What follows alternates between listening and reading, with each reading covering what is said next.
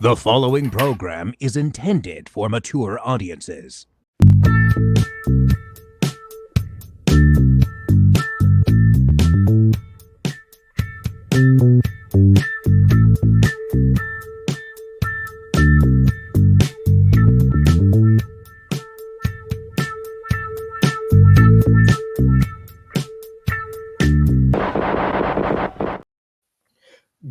Greetings, Flesh Wound After Dark fans, and welcome to another Black Emanuelle episode as we run down the sensual world of Black Emanuelle Blu-ray box set from Severin.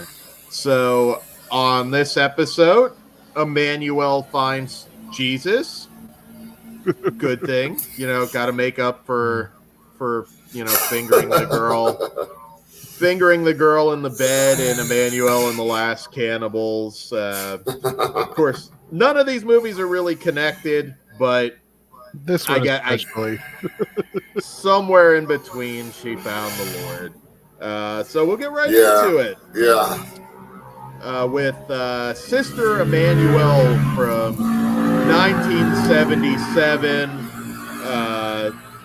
Depending when you believe it, there's some different years, but 1977, Sister Emanuelle from director Giuseppe Vari. And in this movie, which is a break from the Joe D'Amato films, renouncing her sinful past, Emanuelle has entered a convent and dedicated herself to a life of service. Enter Monica, the free-spirited, free-loving daughter of a wealthy baron.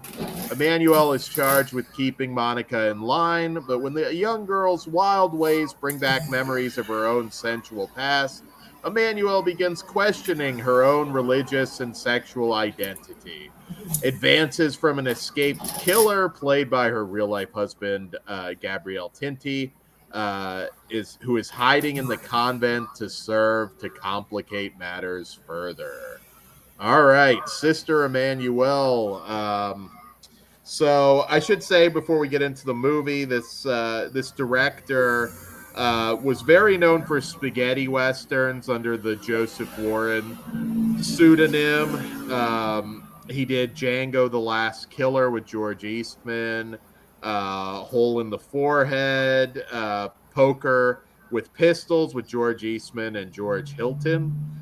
He did Last Trader with Donald O'Brien, another Emanuelle alumni, and a really good spaghetti western, Shoot the Living and Pray for the Dead with Klaus Kinski. That sounds good. Yeah, very much so. Klaus was in some great spaghetti. He made so many spaghetti westerns, they can't even list them all on IDMB. Klaus Kinski. No one has made a complete list of his films. Which is absolutely crazy considering how well known he is as an actor. Klaus was notorious because he was in so many movies where he might have had 10 minutes of screen time because, quite frankly, the directors and the crew just couldn't stand working with him. Yes. There's a big rabbit hole you can go down with Klaus Kinski stories. He was legit insane. Insane. I think Cruel Space is one of the most underrated 80s horror movies. It's a fucking amazing movie. I hear the director wanted to kill him after the movie, but I mean his performance is fucking great, and the whole movie is really nasty. With the girl with her vocal cords cut out, he's experimenting on it, he's keeping upstairs, and it's just, I highly recommend that movie to people who haven't seen it. It's such a fucking great classic 80s horror movie, There was a film where Klaus Kinski has a scene in bed with the girl, and she kept screaming. She's like, "Cut!" And then the director's, "Why are you yelling cut? He keeps sticking his fingers in me." And then he had to take Klaus Kinski aside, like, "Can you please stop putting your fingers in her?" He's like, "But that's how I make love." It's like, "Can you please stop it?" So that was the kind of madness you dealt with Klaus Kinski. Yes. But Klaus Kinski, fortunately for Laura Gemser, is not in Sister Emanuelle. I doubt she would have made so many of these. So what do you think about Sister Emanuelle, Max? I enjoyed it. After the two Mondo movies. I was kind of relieved to get back to a real movie. It was a little less sleazy, maybe. The story, I really wanted to know why she joined the convent. I was waiting for like a flashback of what had happened to Emanuelle to make her into a nun, because her character is so different from 90% of this movie. She's incredibly uptight, anti-sex, and it's such a change for the character. I felt like a little cheated that they didn't have some kind of flashback or something to explain why she had become the way she had, because it seems so at odds with her previous character, Uh-huh. It's the Black Emanuelle multiverse. You don't know what variant this is. They just go wherever the hell they want. They did it first. But I mean, the other movies up until this point, even the Mondo movies, felt like it's the same character, essentially the same character, like a very promiscuous journalist, And but no, I liked this movie. I liked. I was just. At the end scene, I was so, what the fuck? She's gonna stick a glowing fucking brand in this woman's vagina? What the fuck? How is this even happening? And then boom, it was a dream. They went the old City of the Walking Dead, Hugo Stigler's at the end of City of the Walking Dead. He just wakes up and back at the beginning of the movie again. She just wakes up on the train, back on the train. And then leaves the convent, thank God, at the end, which is nice to see. She seems to have gained her. But even then, it doesn't, why? What's happened exactly, It's an interesting movie, yeah. Yeah, this definitely feels like one where they were making a woman, or not a woman, a Nunsploitation film, and decided to make it an Emanuelle film as an afterthought. Definitely feels like a cash in to get that name on there. Yeah, I have those habits too. I find very comical. Like those ones where they curl up like that. Those kind of habits. It's just funny. Yeah, you can kind of tell. I mean, this is the director's only Emanuelle movie. Like I said, he found a lot of fame. I mean, Shoot the Living and Pray for the Dead is one of Tarantino's favorites. It's one of the main inspirations for Hateful Eight. Really just fantastic film, but he also did period action dramas like Revenge of the Barbarians and Attack of the Normans with Cameron Mitchell. You can kind of tell this probably wasn't his genre. But what's really cool about these Black Emanuelle films is they covered many subgenres of exploitation. You get women in prison and nunsploitation and what have you. Cannibal movies, horror movies, everything. Cannibal movies. Yeah. Mondos. Yeah, I mean, there's a lot to experience in this box set.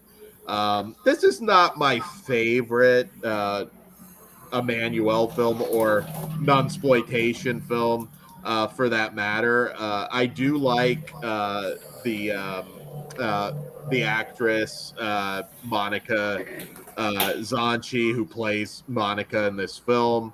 Yeah, she's great. She's actually really good, very watchable. She kept me engaged. She is. She's very funny too, where she gets caught with the stepmom, and but you said I should get close to my stepmom, which I think the line. She's really good in this. The erotic content is here, and that's kind of the main highlight. This movie, and granted, it's very, very brief, but it's really the only Emanuelle film that even takes any kind of shot at political or social commentary. It's not beat you over the head or anything, but it is kind of there, and that was really rare for this franchise. It feels different, and different isn't bad. It still works, but not a good jumping into film for me. And yeah, I don't have a whole lot to say about this one. It's not among the great nunsploitation films. I always recommend Alucarda, I and love Alucard. Yeah. yeah, Alucard is one of the best. that's near the top. And of course, Satanico Pandemonium, which is a little better known because of From Dusk Till Dawn. Uh, uh, Flavia the Heretic is another one I really like with Florinda Balkan. I love Flavia. yeah, Flavia's great. Yeah. This one is just kind of an interesting little side adventure.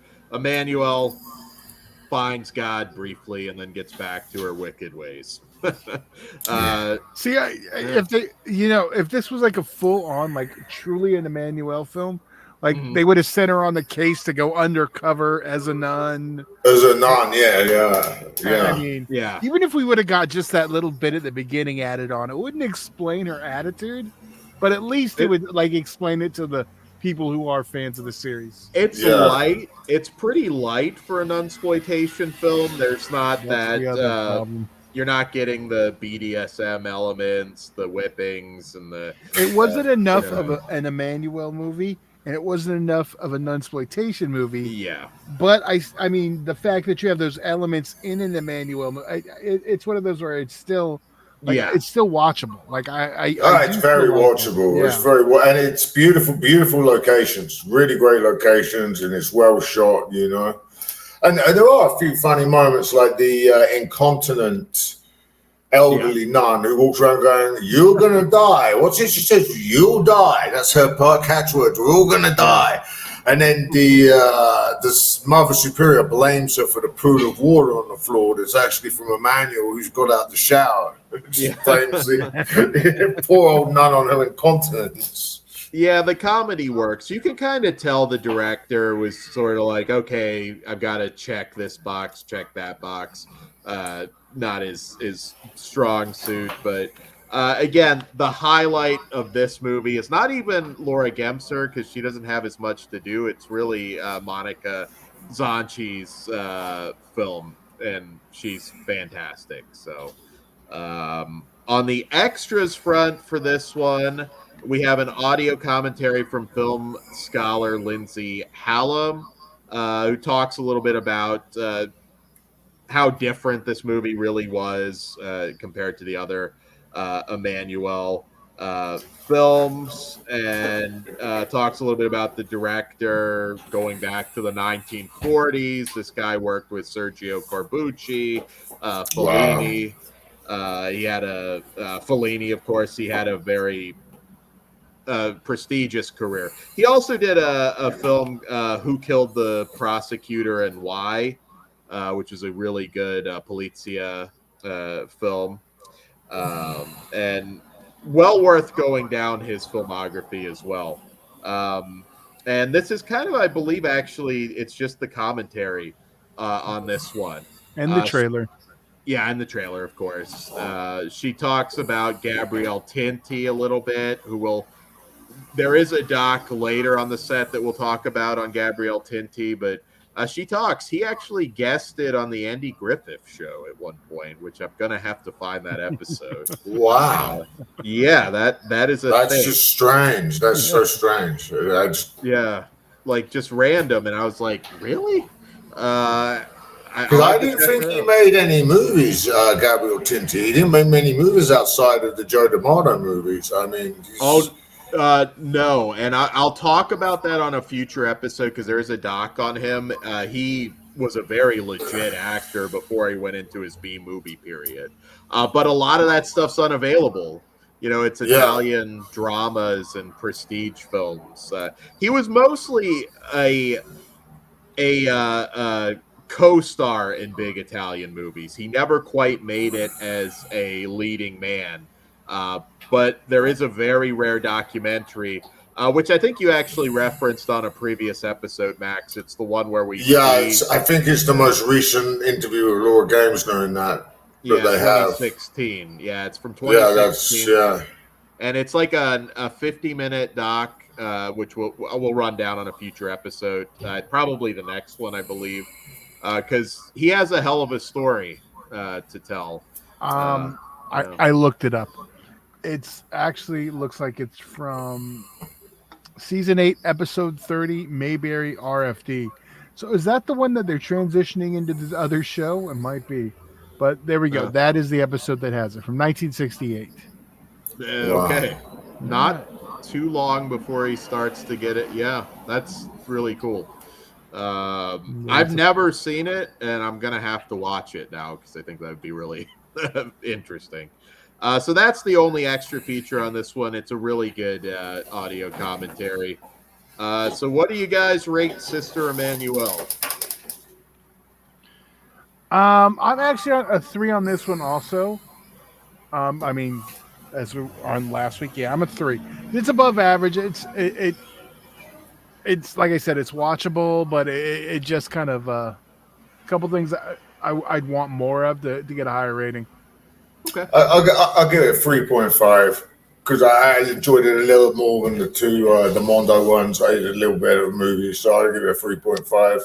Yeah, I can't argue with that line of thinking. Actually, I feel like I went low then. I will give it a 3 for Monica, who is hot as hell and well worth watching in this. It's not a great Emanuelle movie, and it's not a great Nunsploitation movie, but you'll have a good time. Yeah, that's why it's harder for me to go higher for those reasons exactly. Yeah. Well, Todd, you're in luck because I think the next one I suspect is a Todd picture for sure, and that Human is trafficking. I don't know if it's mine. Well, I don't know. They're all Todd pictures. There's definitely a moment or two in this one. And that is 1978's Emanuelle and the White Slave Trade, which this is another one. Again, some of the titles are very confusing because they've been under so many different titles that you might know them from. But this is from director Joe D'Amato, once again returning to the franchise. And in this one, an interview with a mobster propels newswoman Emanuelle into an undercover investigation of the seedy world of white slavery and the infamous mansion of Madame Cloud. All right. So Emanuelle and the White Slave Trade. So one thing I'll say off the bat, this movie, it's a little slow at first, but it has an absolutely batshit final 30 minutes where it just gets borderline insane. There is a kung fu fight in a bowling alley with a transvestite. Yes, in drag, and it just gets so wild. It gets so wild. I was just laughing my ass off at the end of this one. One character gets their brains bashed in with a bowling pin. It's another one that I talked about earlier. It just kind of ends, but it does have a funny moment where she's on the boat with the sailors, and yeah, that's fucking hysterical, man. Yeah, Max mentioned that a couple episodes back. Yeah, it's just like, ticket to LA is expensive, and then it just roll credits. She has to have sex with like 20 sailors. This is when I don't say the good old days. Is that what I don't? Yeah. Well, that not the sailors didn't force it. She seemed okay with it. Very willing. She's smiling like she's fucking won the lottery. That's what's so hysterical. Hey, Yeah. It is, and the character in drag doesn't make a whole lot of sense. At one point, she takes her wig off and just tries to rape Emanuelle. He actually literally tries to rape her. Yeah, or force himself on her. Like, I take my wig off, I'm all man. I'm gonna. Yeah, it's so like, what the hell is happening here? It doesn't make sense, but it's hilarious. There's some beautiful footage of Kenya and the wildlife there. Like all of these movies, they look really, really good. It takes a little bit longer to get to the action in this one. This one does drag just a little bit, but the final 30 minutes totally Yeah, they do. make Yeah. up for it. What do you guys think of this one? Well, I mean, you already mentioned the end of it, but I do like this. I think Phil with Joe back in command of this back in the director's seat. It gave me more what I want. It felt like the series now that he's back for this one. It like Yeah. felt connected to the trilogy I mentioned before, or the first 5, if you want. Yeah. And that's what I really liked about that one. While it's not the best of his Emanuelle entries, it's still a really good one, and I do really enjoy it. Yeah. Did you laugh when it was like her whole mode of escape at the end of this one was like they didn't even try. She's just like, "Why don't you untie me?" And then she has sex with the nurse, and it makes no sense why she would trust to untie her, but she does, and that's as simple as that. She escapes, and we're just assuming the villain gets her. Madame Cloud gets her comeuppance when she brings the evidence back to L.A. But this isn't this one's got a lot of problems, but it's still fun. Yeah. I would agree with that. Yeah. Well, they're all America, Emanuelle in America, Emanuelle around the world, and Emanuelle in these. All 3 of these movies are kind of very similar. Yeah. And I feel like they get slightly weaker as they go along. Like I said, Emanuelle in America is the strongest. I'm not counting Emanuelle and the Last Cannibals in this because it's like, to me that's a horror film in its own. But of the other 3, I think Emanuelle around the world is a little weaker than Emanuelle in America. Is still really, really good. This one is good, but it's a little weak. It's a little slow. Like Emanuelle around the world is much faster at the beginning, more because it keeps going over different locations and with different people, Yeah. Whereas this one starts off a little slow, Yeah, the other ones are the pace is a lot, a lot more brisk, but there's no arguing on that. No, I still really enjoyed it. I thought I enjoyed it a lot more than Sister Emanuelle. Yeah. As you see, Joe D'Amato's back in charge. I mean, you really need him for this series. He's a unique blend of beautifully shot sleaze is really what makes this, the Emanuelle series what it is. Yeah. He definitely set the bar. Yeah. Yeah. Yeah. It is a lot of fun to be had here. Once again, even a weaker Joe D'Amato film is still fun to watch. And that includes the adult films, too. You can work your way through those. I'll check out anything with his name on it or one of his many pseudonyms. So on the extras front on this one, we have an audio commentary from film programmer Lars Nilsson. And he talks about this being the last true Black Emanuelle film in the Gemser D'Amato cycle, with some of the later collaborations. Arguably, whether they're really a part of the series, you can kind of make up your mind when you watch them. He talks a little bit also again about the porno chic era, which it was very interesting. And also kind of compares the Sylvia Crystal film, because the Sylvia Crystal Emanuelle was in all the mainstream theaters. That was such a huge smash hit. People don't realize that was just a blockbuster hit at that time. And also runs down Ellie Galliani, who is in this film, and she is known for $5 for an August Moon, Redneck. Oh wow. Yeah, she did Redneck with Franco Nero, which is a good film. Yes, Lizard in a I Woman's love that Skin. movie. I do too. That's actually one of Fulci's best, and it doesn't get talked about enough. Very underrated, yeah. Baba Yaga from '73. Yeah. Oh, that's the one with George Eastman, right? The Baba Yaga with George Eastman. From '73, I believe so. Yes. Yeah, I love that movie too. Yeah. This was really, really fantastic commentary. We also get a 10-minute extra feature, The Bohemian, an interview with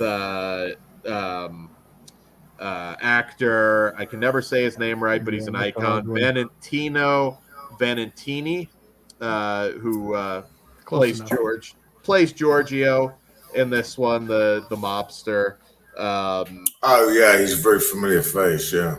Oh, he's been in a million different things. And this is an interview from, I think, honestly, shortly before he passed.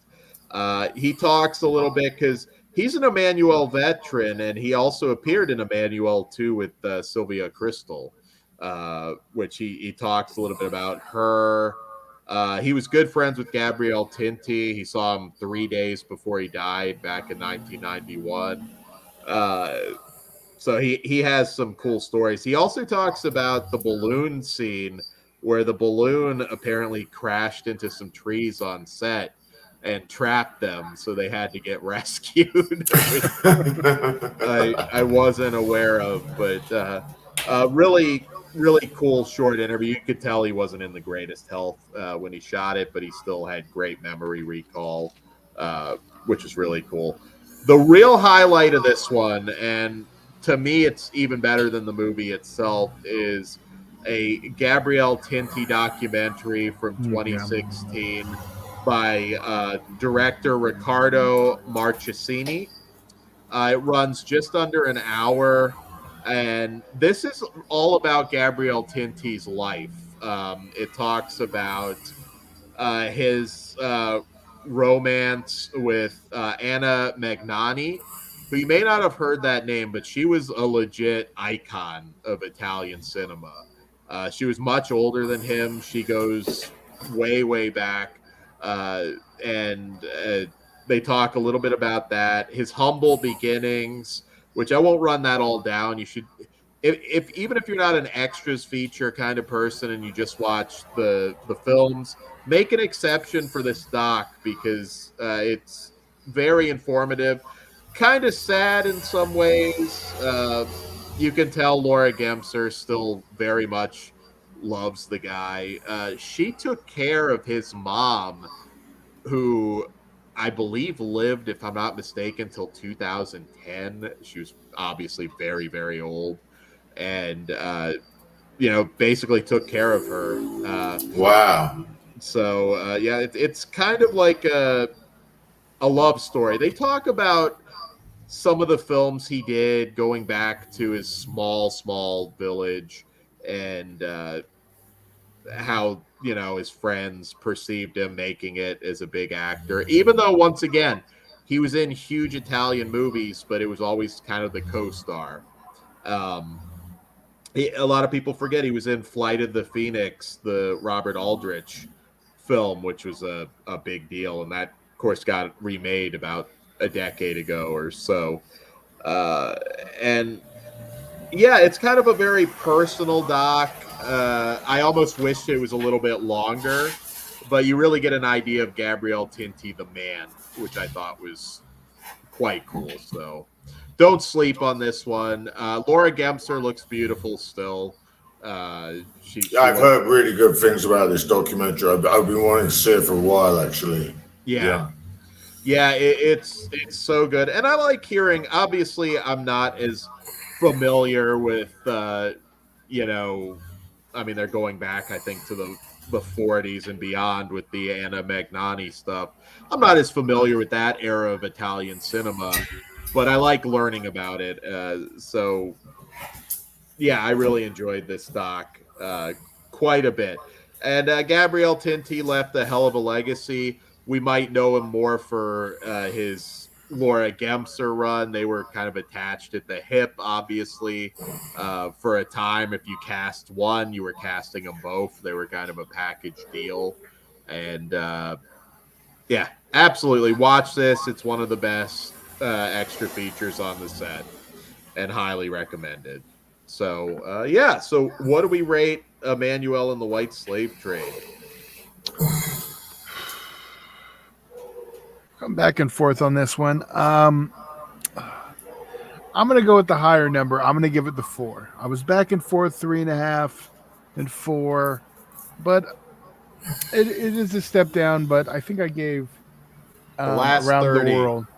Yeah. Yeah, that's the thing. Yeah. I think even of the other ones, I think I gave the other one a 4.5 for the Around the World. So I think 4 is fair for this for me. All right. Yeah, I'll give it a 4 too. I'm a 3.5. I like this one a lot. And yeah, once again, highly recommend this set, is if you couldn't already tell. And our next episode, what do we have coming up Women in next? Prison Double. Yes. Oh, fantastic. That's one of the other Emanuelle movies I saw way before I even knew about the Black Emanuelle series. Was Women's Prison Massacre. It's been floating around for years. Yeah, one of the easier movies to see. So we'll be be fun discussion. Yeah, we'll be back with that one next time, guys. Thanks for hanging out with us once again, and we'll see you back here next time. Later. Good night. Later.